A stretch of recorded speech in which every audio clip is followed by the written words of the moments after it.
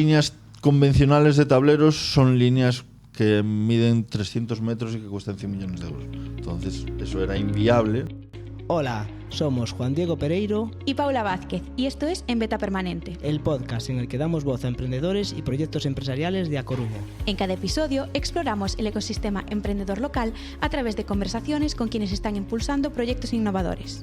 Descubre de primera mano cómo nacen, crecen y evolucionan las startups y negocios de la región, con entrevistas en las que los protagonistas comparten sus aprendizajes, desafíos y estrategias. Un espacio para inspirarse, aprender y seguir en constante evolución. Grabamos este podcast desde el Pazo de Arenanza, un espacio de coworking público y gratuito ubicado en Oleiros que forma parte de la red de espacios de trabajo de la Deputación de A Coruña. Y hoy nos acompaña David Camba García, CEO y fundador de Birdmind. Birdmind es una empresa gallega que transforma residuos agrícolas en materiales técnicos para arquitectura, interiorismo y proyectos contract. Su primer gran producto es Rice Tab, un tablero fabricado a partir de cascarilla de arroz que busca demostrar que la sostenibilidad puede empezar en el origen del material. Hoy queremos hablar con David no solo de un material innovador, sino del camino que hay detrás, cómo se pasa de una intuición a una fábrica, de un residuo a un producto y de una promesa sostenible a algo que arquitectos, diseñadores y empresas puedan usar de verdad. David, bienvenido a En Beta Permanente. Hola, buenos días. Muchas gracias por invitarme. Bueno, gracias a ti por venir. Y para empezar, cuéntanos, ¿quién es David y qué es Birdmind? Pues bueno, yo soy un chico de Caldas de Reis, tengo 41 años. Desde muy pequeño me gustó hacer pequeños inventos y de ahí es un poco de donde surge esta empresa. Y Birdmind es un centro de producción de nuevos materiales de economía circular. Esto quiere decir que solo utilizamos como materias primas para nuestros materiales desperdicios agrícolas o residuos de otras industrias. Uh-huh. Y preparando este episodio nos comentabas que la madera forma parte de tu vida desde pequeño, ¿no? Por herencia de tu bisabuelo y su banco de trabajo. ¿Qué lugar ocupa esta memoria familiar en lo que haces hoy? Sí, pues la verdad, mira, cuando yo era muy pequeñito mis padres quisieron montar un negocio en Caldas y entonces lo típico, te dejan al cuidado de tu abuela. Y entonces mi abuela vivía en una casita de una aldea que se llama Cuntis. Y desde muy pequeño, pues nuestro pasatiempos, pues ella me enseñó a hacer pequeños inventos, ¿no? Juguetes, hacíamos una escalera, un taburete, así todas. Y al final eso acabó convirtiéndose en un hobby. Y entonces en ese mismo garaje, en esa casa, pues yo, con el paso de los años, se me ocurría alguna cosa y pasaba ahí horas discurriendo pequeños inventos. Y es donde nace esta empresa. O sea, yo hace unos 6 años quise buscar una alternativa a los tableros convencionales derivados de la madera, sin necesidad de que se talasen árboles, ¿no? Al final los tableros se hacen, pues, o sea, talas los árboles, los trituras en partículas pequeñitas y es como se forma el tablero con presión y cola. Entonces, yo después de 2 años de mucha investigación y mucha prueba y error, pues patenté unos tableros hechos a partir de cascarilla de arroz. Claro, volviendo incluso antes de esos 6 años, o sea, acumulaste casi 2 décadas de experiencia en el sector contract. Que, sí. Que te tengo que decir que yo digo, ¿qué es el sector contract? O sea, así que voy a empezar. ¿Qué es el sector contract para quien nos escucha y no sepa de qué va? Pues nada, el sector contract son proyectos de arquitectura y decoración, o sea, es como un proyecto llave en mano. Es un hotel, una tienda, tienda es más sector retail, contract es más hotelería o residencial, sobre todo de lujo. O sea, sí, desde el diseño hasta la fabricación, o sea, hasta puesta en exacto, en producción, todo, mobiliario, decoración, absolutamente el proyecto. Vale, pues y de esos 10 años, después de 2 décadas, 10 años, de 2 décadas, 20 años, ya no hago mal las cuentas, en el sector contract, ¿qué viste ahí que te hizo pensar? Pues aquí hay un problema de materiales que merece la pena resolver, o un poco cómo llegaste a esa conclusión que nos contabas hace 6 años. Sí, pues mira, la empresa en la que yo trabajaba era una empresa muy grande y solo ahí se consumían unos 5 trailers a la semana de tableros, o sea, unas 100 toneladas. Y claro, y como os decía antes, al final Galicia se ha repoblado de eucalipto, que es una especie australiana, porque crece mucho más rápido que las especies autóctonas y todo para para eso, para talarlo y triturarlo en partículas pequeñitas. Entonces, joder, la idea nace de ahí, de no habrá otra cosa que no tenga un valor tangible que podamos utilizar para meter en los tableros. Es donde surge la idea inicial. Y muchas veces se habla de la sostenibilidad desde despachos o desde presentaciones, pero tú vienes de tocar materiales, ver acabados, entender cómo se instalan y cómo se comportan. ¿Qué te da esa experiencia que quizás no tendría alguien o no entendería alguien que llega solo desde la parte más teórica? Hombre, pues al final, estos pequeños inventos que hago pues vienen dados de todo, desde esos pequeñitos inventos que hacía cuando era pequeño hasta todos esos 20 años de experiencia que tengo. Yo me pasé de esos 20 años, 13 años recorriendo todo el mundo, montando hoteles y tiendas por todas partes del mundo, y al final eso pues yo creo que te da una visión y un carácter como para desarrollar ese tipo de cosas. ¿Y en qué momento dejaste de pensar solo eso? Pues oye, pues estaría bien buscar algo que no fuese la madera habitual para hacer esto, a que esto puede convertirse en una empresa. ¿Cómo fue ese punto? Sí, pues a ver, la verdad, esto siempre empieza como un hobby. O sea, yo no tenía la pretensión de que voy a montar una empresa a partir de algo que desarrollo. No, siempre empieza como una curiosidad, ¿no? A ver si soy capaz de desarrollar algo que pueda sustituir a los tableros convencionales. Y después, la verdad, todo fue fluyendo poco a poco.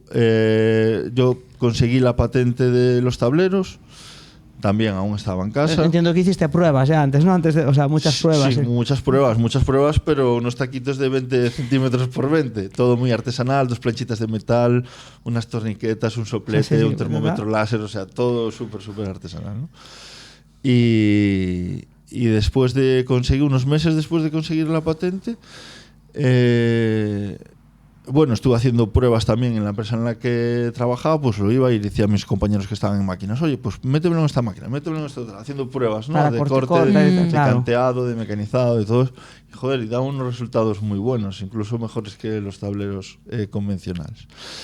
Y nada, y después vi ¿dónde fue? En las redes sociales vi un anuncio de la aceleradora de empresas RIA de Pontevedra. Uh-huh. Y dije, pues me voy a inscribir. Y nada, bueno, me inscribí, me seleccionaron como uno de los 7 finalistas. Eran 4 meses de formación donde nos enseñaban las cosas básicas para poder convertir ese proyecto en una empresa. Y ahí ya fue un poco por donde saltó todo por los aires. Porque en la primera semana de esos 4 meses, el Faro de Vigo me hizo un artículo en la prensa. Esto se compartió en LinkedIn, empezó a circular por LinkedIn, llegó a la sede central de Adidas en Nuremberg, llegó a Bimba y Lola, llegó a algunas firmas que se pusieron en contacto conmigo. En Adidas me llamaron, me pidieron un número de teléfono por LinkedIn, me llamaron, oye, no sabes lo que tienes, estamos buscando este tipo de materiales a 5 años vista para hacer nuestras tiendas. Esto es una... Y yo, oye, ya sí, pero mira, que yo hago un taquito. No, lo sabemos, ya vimos el artículo y tal.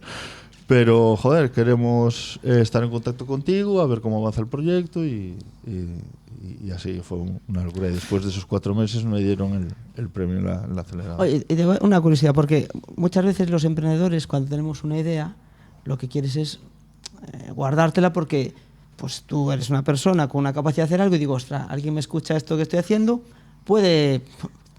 tiene mucha más capacidad que yo, puede quitarme la idea. Sí, ¿Qué le dirías, o sea, visto el tiempo que ha pasado, a quien tiene esa forma de pensar? Claro, yo tenía mucho miedo, eso, a todos. Al final dices, hostia, me van a robar la idea, tal, porque hay empresas con capacidad para desarrollarlo y con medios tal. Entonces ahí eso sucede mucho. O sea, yo tenía muchísimo miedo a que tal, pero por otra parte dices, o salgo al público o sale a la luz, o me voy a quedar en el garaje de casa. O sea, yo por mí mismo es imposible que sacase el proyecto. Aparte, en cualquier sector tú puedes ir emprendiendo poquito a poco, ¿no? Y yo creo que es uno de los sectores industriales, uno de los sectores más complicados para emprender desde cero. Ya para hacer un solo tablero necesitas una inversión bestial. Y pasamos ahora también al origen del producto, ¿no? ¿Por qué cascarilla de arroz y qué tiene este residuo que te hizo pensar que podría convertirse en un material serio, por decirlo de alguna forma? Pues me lo pregunta mucha gente, que la gente piensa que traigo la cascarilla de China. Y no es así. En realidad, España es el segundo productor de arroz de la Unión Europea. Aquí se produce el 30% de arroz que se consume en Europa. Entonces eso genera miles de toneladas de este residuo. Ese es uno de los motivos por los que escogí este material, porque pensando en escalar el proyecto el día de mañana, pues tenía que ser una materia prima que no dependiese o de una estación o de meses de producción, o sabes, que tuviese un volumen importante. Y después el segundo motivo es por las características que les da el tablero. La cascarilla de arroz está compuesta, tiene una gran parte de sílice y de otros componentes que consigue que los tableros tengan una resistencia mejor al agua que un tablero hidrófugo, mejor resistencia contra el fuego que un tablero ignífugo, tiene propiedades antifúngicas, no le afectan los hongos, y todo eso, tiene unas características muy buenas. Y después tenemos la gama Raista Plus, que esa no solo lleva cascarilla de arroz. Nosotros nos faltaba un poquito para llegar a la mayor certificación contra el fuego, que es obligatoria en algunos países, sobre todo para sitios, para proyectos públicos, tiendas, hoteles, todo eso. Y los tableros convencionales que tienen esa certificación la consiguen con retardantes químicos. Y nosotros conseguimos esa misma certificación añadiéndole un porcentaje de concha de mejillón en polvo. ¡Ostras! Que es otro residuo, ese ya es autóctono. Y la concha de mejillón en polvo es carbonato cálcico en su mayor composición, tiene una resistencia súper buena al fuego, y añadiéndole otro residuo, sin perder nuestra filosofía y nuestro modelo de negocio, pues conseguimos esa certificación contra el fuego. Hay algo, o sea, muy potente lo que hacéis, que es donde otros ven un residuo, vosotros veis un recurso. ¿Cómo se entrena esa mirada? Porque bueno, ya has hablado de la cáscara del mejillón, de la cáscara de la concha de mejillón, de la cáscara de arroz. ¿De dónde viene ese cambio de...? A ver, al final es hacer mucha prueba y error. Al final ya yo simplemente viéndolo, al final el ojo ya lo tengo entrenado y ya sabes si algo te va a funcionar o no te va a funcionar. De hecho, en fábrica tenemos un laboratorio y es donde siempre estoy investigando y desarrollando materiales con otras materias primas. Ya hemos desarrollado muchos otros materiales, aunque solo comercializamos el de cascarilla de arroz por el momento. Después, para salir al mercado con cada material necesitas más de un año en certificaciones, fichas técnicas. ¿Ya os ha dado tiempo a probar materiales e incluso descartarlos porque después de pruebas no consideráis que... Sí, o sea, hay cosas que no nos funcionan y después hay otras. Mira, ya hemos desarrollado tableros con la poda de las vides, de los viñedos. Estamos a punto de sacar al mercado un tablero, a ver, al final es el Raista, pero le metemos más de un 50% de su volumen en fibras textiles. Eso lo estamos desarrollando para algunas firmas textiles. Hemos desarrollado tableros ahora estamos haciendo pruebas con bagazo de cebada y con subproducto de la remolacha, que creo que le va a dar unas propiedades súper buenas al tablero. Nos llegan para la semana un par de big bags y vamos a empezar a hacer pruebas. Hemos desarrollado tableros con cáscara de pipas, tiene un aspecto visual espectacular, súper bonito. Y alguna cosita más, creo, con palas de eólicos trituradas también estoy haciendo pruebas, pero eso ya es muy complejo. La fibra de vidrio, ¿no? Sí, bueno, es fibra de vidrio mezclada con espuma, mezclada con madera, porque según de qué parte sea del eólico la refuerzan con una cosa u otra. Pero ahí ya tendríamos que modificar mucho la línea de producción. Y todo esto desde fuera, ¿no? El transformar residuos en materiales suena un poco magia. Entonces, imaginamos que el proceso real no es tan romántico como luce desde fuera. ¿Qué fue lo más difícil de los primeros ensayos? Pues, hombre, a ver, lo más difícil de todo, mucho más que desarrollar y que patentar el material, fue desarrollar la línea de producción que hemos desarrollado en Pontevedra. Estuvimos 3 años, desde que a mí me concedieron la primera subvención y me asocié con mi socia, estuvimos 3 años sin abrir al público, simplemente desarrollando la línea de producción. También lo llevamos al extremo. Nosotros lo automatizamos por completo antes de salir al mercado. Nosotros queríamos salir al mercado ya con un stock grande y con capacidad para afrontar cualquier tipo de proyecto. Fuese quien fuese el cliente, nosotros pudiésemos tener capacidad, que es uno de los problemas que hay ahora. Porque están saliendo muchos materiales al mercado como el mío, ya a nivel europeo. Pero después le preguntas o ves la capacidad de producción que tienen y no tienen, es como todo muy artesanal. Y entonces, pues eso pensábamos que era algo importantísimo para poder escalar. Sí, teniendo en cuenta, aparte esas marcas que contactan, que al final tienen escalas, necesidades necesitan grandes. Claro, no es una cuestión de interiorismo de una casa, ¿no? Exacto. Sí. Bueno, ¿y qué tuvo que pasar para que RiseTab dejara de ser un prototipo interesante y empezara a aparecer un tablero que podía competir en el mercado? Quizás parte nos lo has comentado ahora. Pues, lo más importante es toda la parte de sostenibilidad que aportamos, ¿no? Al final nosotros no pertenecemos a ningún sector ya conocido, o sea, no somos el sector de la madera, nosotros somos un proyecto de economía circular 100%. Entonces ahora va muy alineado con las políticas europeas, la Agenda 2030, todo va por ahí, sobre todo las grandes empresas tienen que hacer una memoria de sostenibilidad. Nosotros aportamos mucho ahí. Ellos pueden demostrar que pueden fabricar todas sus tiendas o sus hoteles pues con materiales reciclados. Esa es una parte muy importante. Después nuestra línea de producción también queríamos que fuese con la misma filosofía que el producto. E hicimos cambios con respecto a la fabricación convencional de tableros.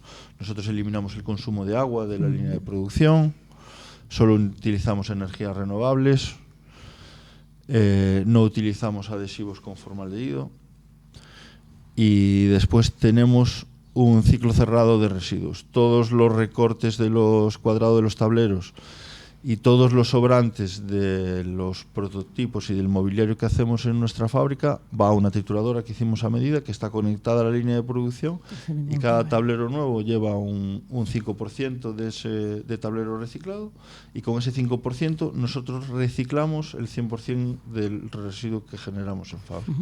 Interesante.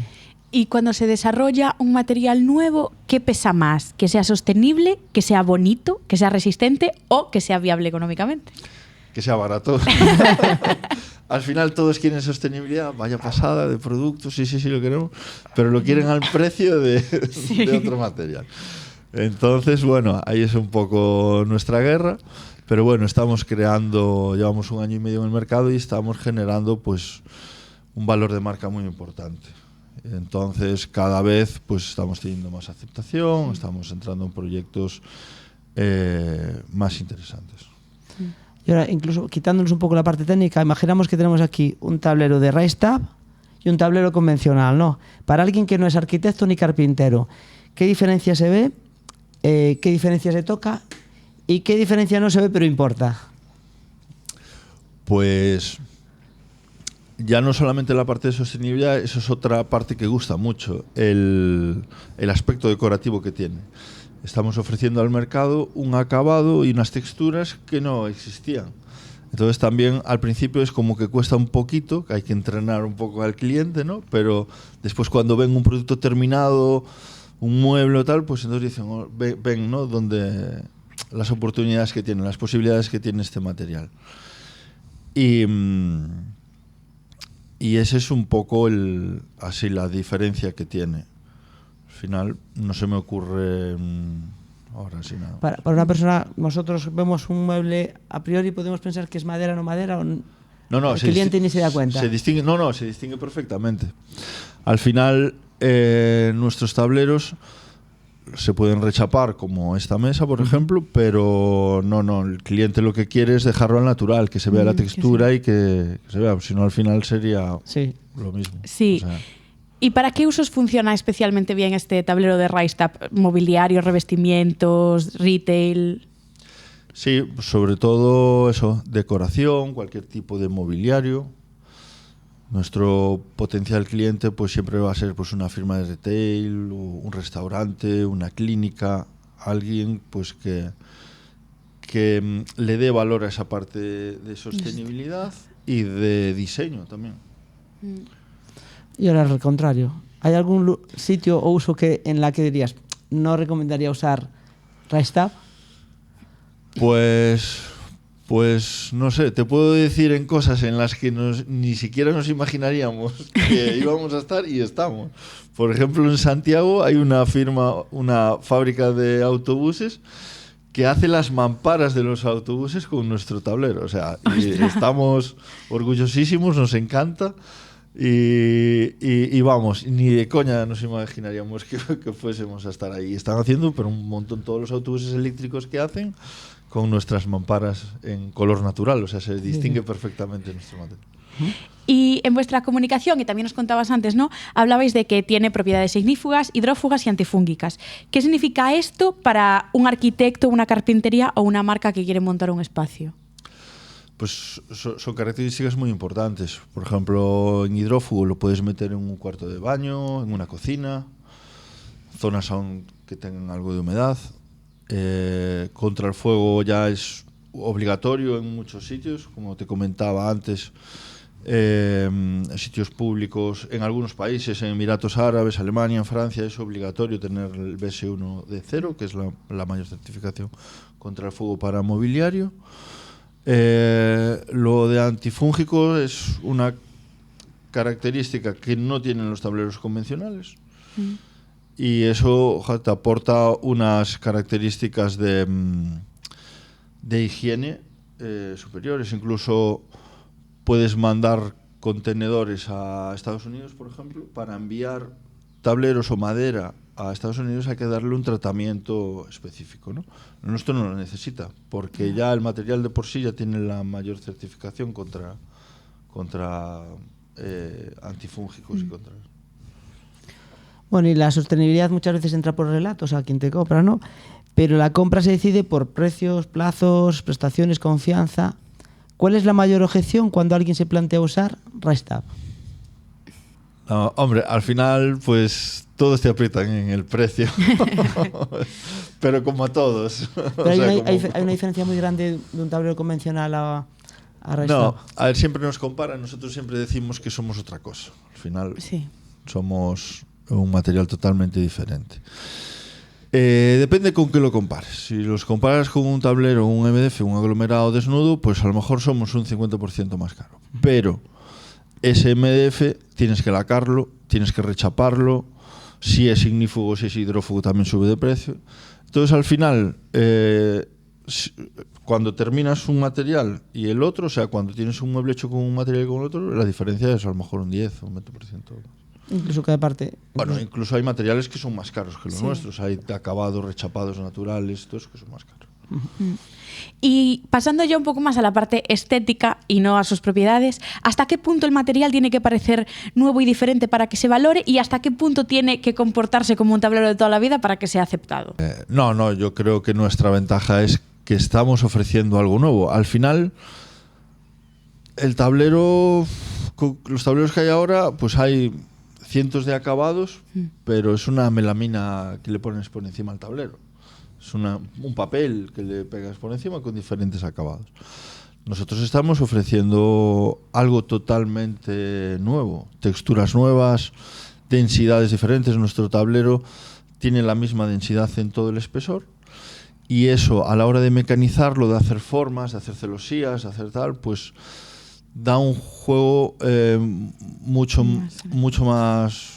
más interesante. Es lo más parecido a trabajar una madera maciza.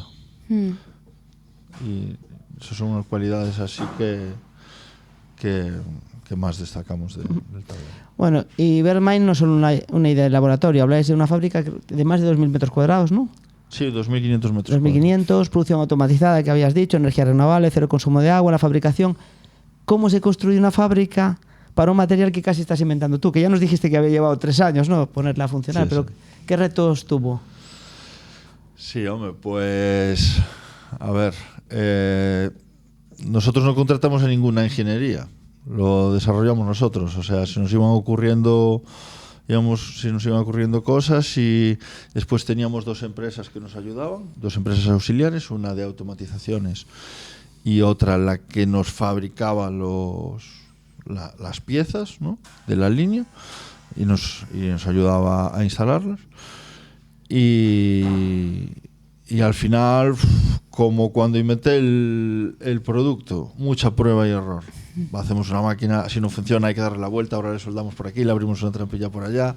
O sea, fue muy complejo. ¿Habéis comprado máquinas también convencionales o las habéis adaptado casi? No, todo hecho a medida. La línea de producción es un material nuevo. No hay... Las líneas convencionales de tableros son líneas que miden 300 metros y que cuestan 100 millones de euros. Entonces, eso era inviable, ¿no?, para una primera línea, y lo desarrollamos pues en pequeño, con estas ventajas que os comenté antes. Y es prácticamente todo hecho a medida. O compramos unos silos que venían de almacenamiento, una empresa que se dedicaba a hacer silos para almacenamiento de grano, pues compramos unos silos de 25 metros de alto, pero bueno, hechos a medida para nosotros, para alimentar la línea, y después el resto es todo maquinaria hecha desde cero. O sea, desde cero. O sea, casi podría acabar convirtiendo en productores de maquinaria para vuestro propio tipo de producto, sí. ¿no? Sí, joder, a ver, ahora, eso fue una parte súper importante. Nosotros ahora ahora escalar la empresa en el punto en el que estamos es muy fácil. Porque ahora montar una segunda línea nos lleva entre 9 y 10 meses. Y es replicar líneas. O sea, ahora en la fábrica actual que estamos tenemos sitio a lo mejor para un par de líneas como mucho.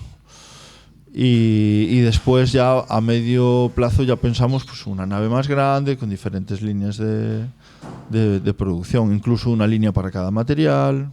Es un poco lo que iremos viendo. Quiero hacer una pregunta porque, claro, está diciendo nosotros, hablaste de una sociedad. ¿Quién estáis ahora mismo en el proyecto implicados directamente? Sí, pues somos 2 socios. O sea, soy yo y una socia, una empresaria de Rasho, y que tiene un family office y estaba buscando proyectos así muy singulares, y yo soy la única persona con la que se ha asociado. Vale. Aparte de las empresas que ella tiene ya. Vale.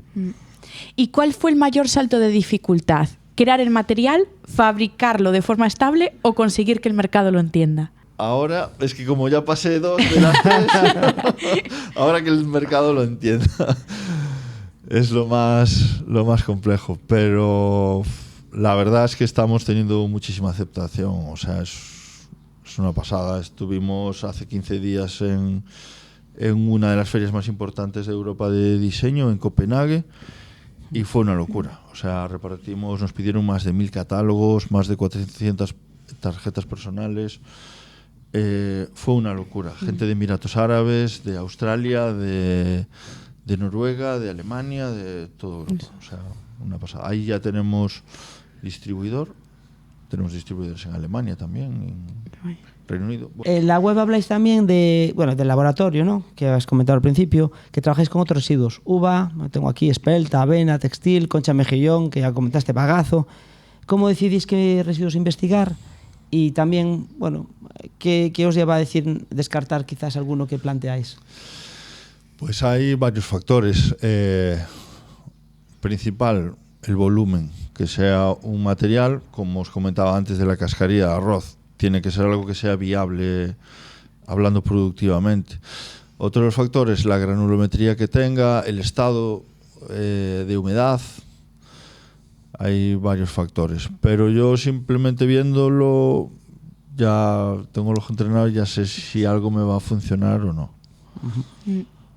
Y la circularidad suena muy bien, ¿no? Pero en la práctica suele tener muchas zonas grises. Logística, recogida, triturado, costes, trazabilidad incluso. ¿Cómo se hace circularidad de verdad sin quedarse en un claim? Pues nosotros recibimos en nuestra fábrica, siempre recibimos las materias primas que sean listas para meter en la línea de producción. Nosotros no nos queríamos meter a gestores de residuos. Eso ya hay empresas que se dedican a ello y ya sería otra cosa totalmente diferente. Entonces, por ejemplo, nosotros la cascarilla ya viene lista para meter en el tablero. La concha de mejillón, pues hay una empresa en la isla que se dedica a recoger las conchas de mejillón de las conserveras y de los cocederos, le quita la materia orgánica, la lava y la tritura en diferentes granulometrías. La fibra textil, hay gestores de residuos textiles que separan la fibra textil, principalmente le dan prioridad a lo que sirve para volver a hacer hilatura, para volver a hacer prendas, y después lo que a nosotros mejor nos sirve es lo que descartan, lo que no tiene ninguna valor para ellos.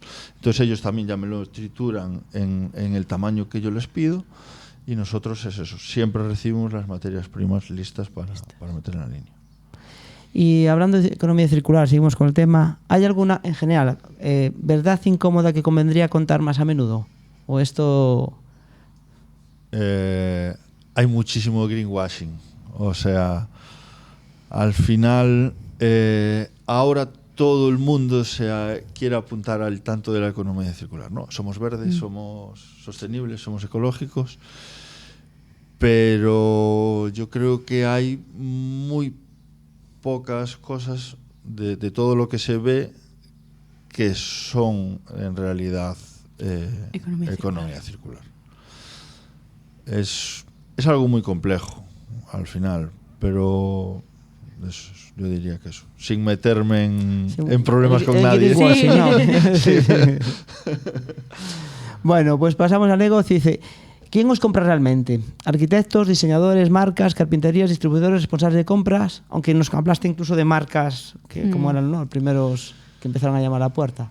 Sí, a ver, aquí hay dos actores. Hay el prescriptor, el que va a mandar comprar mi tablero, el que va a decidir que se meta mi tablero en un proyecto, es el arquitecto o el decorador. Pero el que me va a comprar el tablero es el que va a ejecutar ese mobiliario para ese proyecto. Y después las firmas de retail nos compran, bueno, tampoco nos comprarían directamente, pero al final también nos compran el que ejecuta la carpintería que compra que va a fabricar, sí, pero bueno, la tienda. Solicita unas ciertas, pues que sea de un material a lo mejor. Sí, nuestro tablero siempre va a entrar en un proyecto bajo prescripción. Alguien tiene que decir, quiero este tablero en concreto, quiero Raistab para mi proyecto. Sí, y cuando entráis en un proyecto, ¿por qué os suelen llamar? ¿Por qué buscan sostenibilidad? ¿Por qué buscan diferenciación estética? ¿O a veces incluso para resolver un problema técnico? No, por temas de diseño y por sostenibilidad. Y en algunos países del norte de Europa esta sostenibilidad parece que está como más integrada en la arquitectura y en la construcción, y en España quizás estamos más en transición. ¿Cuáles son las diferencias que notas entre los mercados? Sí, pues nosotros, por ejemplo, en el norte de Europa tenemos ya distribuidores en Dinamarca,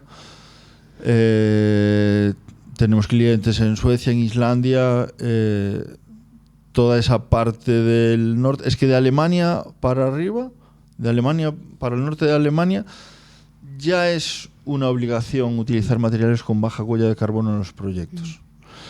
Y allí estamos teniendo muchísima aceptación. Tenemos clientes importantes, una arquitecta que ha sacado una línea de mobiliario todo con nuestro tablero. Hay un diseñador que también ha diseñado un taburete y quiere hacer una línea de mobiliario también con nuestros tableros. Tenemos algunos clientes importantes allí ya. Porque hablas eso que en Europa que hay esa diferencia. ¿Qué crees que tendría que pasar en España o de Alemania para abajo, como dices, para que un material como Raistab, en vez de ser una novedad interesante, se convierta en una opción normal dentro de un proyecto? No sé, es algo que dirá el tiempo. Pues quizás más una cuestión de normativas o de cultura. Sí, de las dos cosas. Al final, la normativa te va a obligar a comprarlo. Y la cultura al final es, sí, sostenibilidad sí, pero es un poco más caro y entonces me viene mejor meter el otro. Entonces estamos un poco pues en esa lucha. ¿Y qué aprendizaje comercial os ha costado más? Es decir, no algo técnico, sino a la hora de vender. ¿Cómo explicar, a qué llegar, qué prometer, qué no prometer? Sí, pues al final es un poco lo de siempre. Aparte de la sostenibilidad, el diseño. Estábamos dando un acabado pues con una textura y con un acabado y con unas posibilidades muy diferentes a los tableros convencionales. Y eso pesa mucho. O sea, acaban bueno, aún lo están terminando, haciendo un restaurante de una estrella Michelin en Sudáfrica, que va todo lacado en negro. Es un restaurante de sushi. Entonces, los muebles van en arroz. También la filosofía y la historia también es muy, muy interesante para ellos. Y sí, en Baleares acaban de hacer un restaurante, también han forrado todas las paredes y todo el techo con nuestro tablero en color natural. También ha hecho una clínica, en Madrid están haciendo un gimnasio, en Canarias hay una cadena de hoteles que está haciendo sus oficinas y quiere meterlo en los hoteles. Y lo que más premia es la estética, que es algo totalmente diferente. Y los decoradores y los arquitectos están ya cansados de meter siempre lo mismo, y entonces pues es como que damos un aire fresco al mercado, ¿no? O sea, ofrecemos un producto diferente. Bueno, y ahora si echamos la mirada a los 6 años que hay detrás de todo este proyecto, ¿cuál dirías tú que fue el error que más cuál fue el error que os enseñó más o del que aprendisteis más? Pues quizás no haber empezado la parte comercial antes. Nosotros nos centramos en desarrollar la línea de producción, que es algo muy bueno, ¿no? Lo que hicimos. Y tener esa capacidad de aguante también es muy importante. Pero estamos en un sector que tú cuando entras en un proyecto es cuando ese proyecto se está empezando a dibujar. Y ese proyecto al final se ejecuta. La parte de mobiliario siempre somos los últimos. Primero hay que hacer el edificio, la obra, entran todos, el fontanero, el electricista, entra todo el mundo, y lo último que entra es el mueble y la decoración. Entonces, claro, ahora estamos en 1000 sitios que seguramente es un momento de incertidumbre, porque seguramente a lo mejor dentro de un año entramos en todos los sitios en los que ya estamos metiendo ahora la patita, en esos proyectos en los que estamos entrando ahora. Y entonces hay una parte ahí de incertidumbre, de que estamos haciendo muy bien las cosas en cuanto a comunicación, pero igual habría empezado al mismo tiempo, o sea, que estábamos haciendo la línea. Sí, es entendible. Pero por otra parte, tú lo que quieres es demostrar que tienes un producto bueno, cumplir unos controles de calidad buenos. Entonces también nos sentimos mucho más seguros cuando ya tenemos la línea de producción funcionando y cuando ya tenemos una capacidad de producción y ya tenemos un stock de 7.000 tableros. Entonces, no lo sé. Entiendo, digo, y me corrige si no, que tiendes a ser bastante perfeccionista, digo, porque nos dijiste 3 años hasta que estuviese como queríamos la fábrica, que eso suele ser un problema y beneficio, porque así de los emprendedores no, pero digo que a veces esa parte nos olvidamos de la parte importante, que es empezar a vender antes, sí. aunque hay un dicho que dice que si no te da vergüenza cuando empiezas a vender lo que estás haciendo, es que empiezas a venderlo demasiado tarde. Sí, es que sí, es exactamente eso. Lo habitual es empezar a vender algo, o sea, cuando tienes una startup es empezar a vender algo que aún no tienes, o que aún tienes a medio desarrollar, o que aún no sabes cómo lo vas a hacer. Yo soy bastante tímido y sería incapaz de vender algo, ¿sabes? Que no estuviera seguro de eso. Y como te comentaba antes, yo tuve muchísima suerte de tener unos socios con esa visión y con esa capacidad de aguante y con esa esos mismos valores o filosofía de decir, no, primero vamos a a desarrollar la línea de producción, vamos a estandarizar el material y tener un control de calidad y después salimos al mercado. ¿Y qué parte de emprender en sostenibilidad en específico crees que se romantiza? No hay nada de romántico. Es muy duro. Es muy difícil. Son momentos muy malos. O sea, la realidad es que te tiene que gustar mucho lo que haces y es durísimo. O sea, yo lo pasé fatal antes de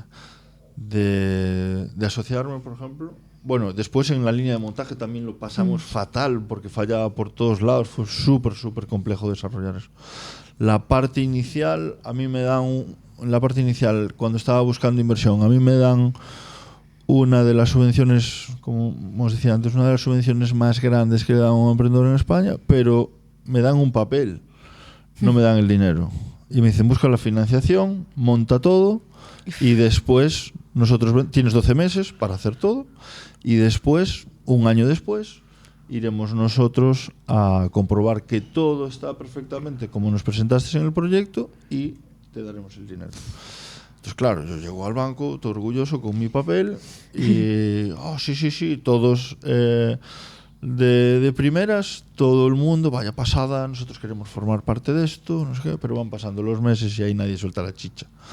¿Sabes? Eso llega a riesgos, que a ver quién es este chaval, que no tiene nada de tal, no me vemos un aval del mismo importe. Yo, ¿de dónde saco yo un aval de este importe? En resumen, yo tenía una ayuda para emprendedores que no podía hacer frente por ser un emprendedor. O sea, era algo que no está. Y nada, al final, eso.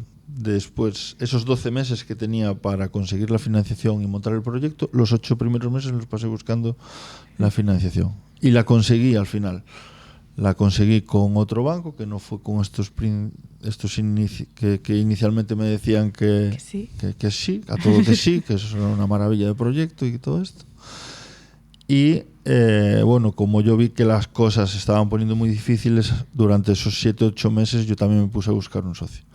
Mi idea ya era de buscar un socio, pero yo quería intentar desarrollar por mí mismo lo máximo posible para tener siempre un poquito más de margen a la hora de negociar a la entrada de un socio, no tener un taquito y un papel, un proyecto como tenía.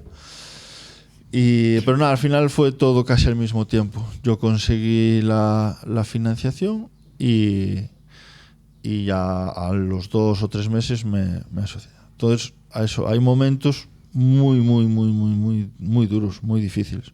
Yo en esos 7 meses llegué al punto, o sea, yo alquilé la nave de mi bolsillo, estuve pagando abogados, asesorías, llegué al punto de estar, y todo compaginándolo con el trabajo que tenía, porque el proyecto no daba ningún tipo de ingresos, no tenía ni línea de producción ni tenía nada. Y llegué al punto de estar buscando 3-4 euros por casa para echarle combustible al coche para poder ir a trabajar. O sea, hubo momentos muy duros. Por eso que de romántico... Nada. Bueno, y dentro de 5 años, ¿quieres que Birman sea conocida como una empresa de Racetab o como la plataforma capaz de convertir muchos residuos en nuevos materiales? Sí, a ver, nuestra ilusión pues es convertirnos en un referente europeo de economía circular, de todo tipo de materiales, no solo desperdicios agrícolas, sino una de las partes de nuestra empresa, siempre que vamos a visitar a un cliente, es decir, ¿qué residuos tenéis vosotros? Dejarnos investigar o echar un vistazo a ver si podemos hacer algo con ello. Entonces, es eso, ser un referente en economía circular en general. O sea, nuestra prioridad siempre es reciclar residuos o desperdicios que tengan un impacto muy grande en el medio ambiente, que tengan un gran volumen y eso es lo más importante. Siempre damos preferencia a algo que genere, o sea, que tenga un gran impacto negativo en el medio ambiente y que sea un volumen muy grande. Y ahora vamos ya con una de las preguntas finales, ¿no?, del aprendizaje. Después de todo este recorrido, ¿qué has aprendido sobre emprender que no sabías cuando empezaste? No sabía nada. Lo aprendí todo.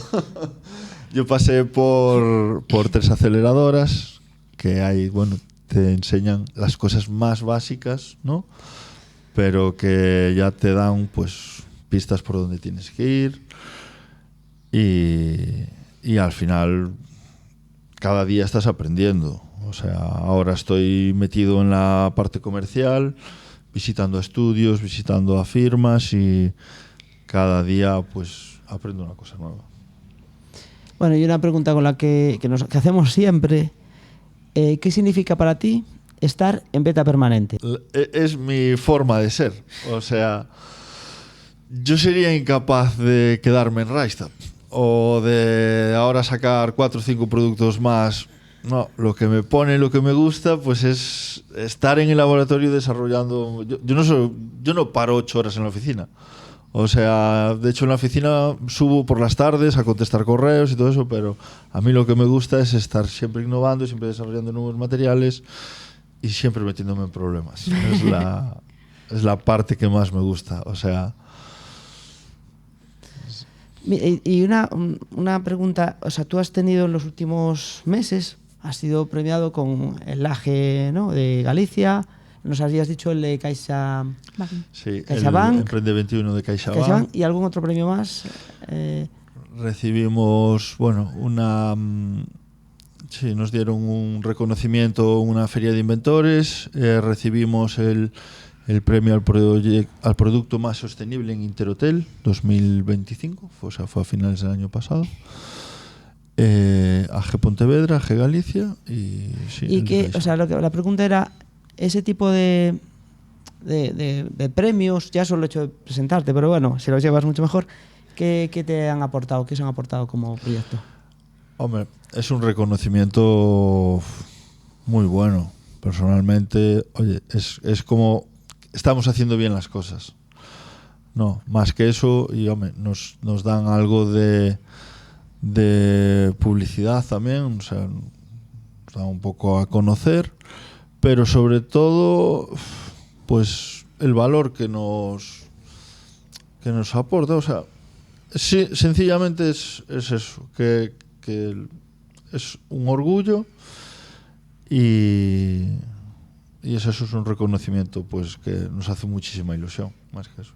Muy bien. Pues David, muchísimas gracias por acompañarnos en el Pazo de Arenaza y por ayudarnos a entender todo lo que hay detrás de convertir un residuo agrícola, en este caso, en un material con vocación de cambiar sectores como la arquitectura, el interiorismo y el contract. Y gracias también a quienes nos escucháis. Si os ha gustado este episodio, podéis descubrir más conversaciones de En Beta Permanente en Spotify y YouTube.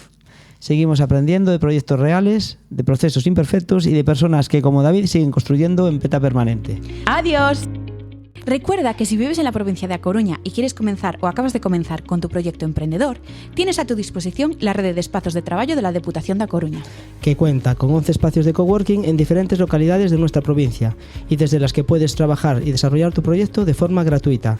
Si quieres más información al respecto, visita redecoworking.pel.gal.